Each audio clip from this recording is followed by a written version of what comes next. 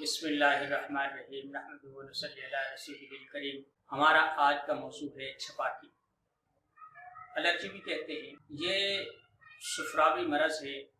जब जिस्म के अंदर गर्मी ज़्यादा हो जाए, सुफरा बढ़ जाए तो ये अलामात होती। कुछ लोग ऐसे होते हैं कुछ चीज़ों से, जैसे ब्रायलर मुर्गी खा ली या जो बोली जो गाय भैंस बच्चा देती है, उसके बाद जो सबसे पहला दूध होता है, एक दो दूध होते हैं, उन्हें जब पकाते हैं तो उसे बोली कहते हैं, कीली भी कहते हैं।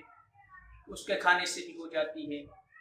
अमूमी तौर पर जो लोग बाज़ारी खाना इस्तेमाल करते हैं, चटपटे इस्तेमाल करते हैं, उन्हें भी ये छपाकी सताती है।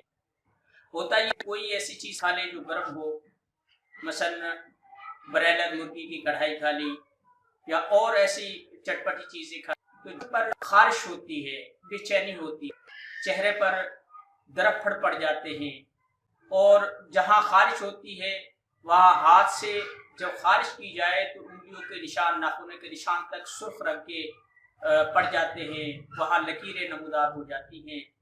ये बुनियादी तौर पर हिद्दत खून की अलामत होती है। छपाकी दो किस्म की होती है। एक वो होती है कि जो रात के टाइम में पानी का औकात में बरसात में होती है, इसके बारे में हम दोबारा बात करेंगे। सर दस्त हम इस छपाकी या एलर्जी की बात करते हैं जो गर्मी की वजह से होती है, जिसमें ब्लड प्रेशर हाई होता है।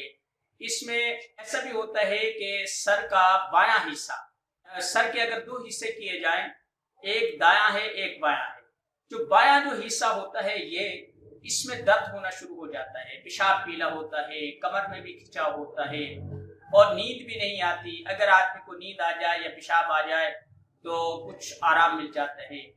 इसके लिए कुछ नुस्खाजात हैं, वो हम आपसे शेयर करते हैं।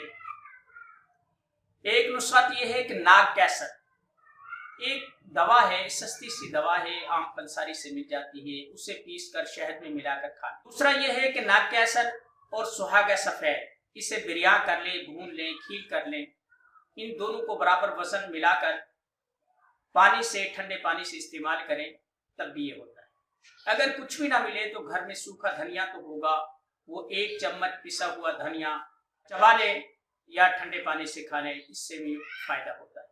हर वो चीज़ जो पेशाब आवर है, जैसे कच्ची लस्सी हो गई, दूध की लस्सी हो गई, दूध हो गया, आइसक्रीम हो गई, फालसे का जूस हो गया, ऐसी जितनी भी जो चीज़ें हैं ये छपाकी में, जिसमें पेशाब आ जाए जिस खुराक से, वो छपाकी में कारामद होती है। याद रखें, छपाकी जो होती है ये ब्लड प्रेशर हाई और जिस्म में जब हिद्दत बढ़ जाए, खून में प्रेशर आ जाए और गर्मी हो जाए, उस वक्त ये नमूदार होती है।